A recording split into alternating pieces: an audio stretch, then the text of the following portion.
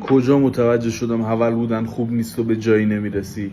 14-15 سالم بود، فروشنده بودم توی مغازه، یه سرفروشندم داشتیم. پسر 32-33 سالش بود، سرفروشنده، بسیار حول، قد کوتاه. بعد این مشتری‌ها رو با چشم می‌خورد. خب میرفت تو بازار تیکه مینداخت به اون گفت جون فلان. روز یه درختی بود در مغازه ما، دم این درخت وایساده بودیم. یه خانمی رد شد، خوب بود واقعا، اینجوری که بلند.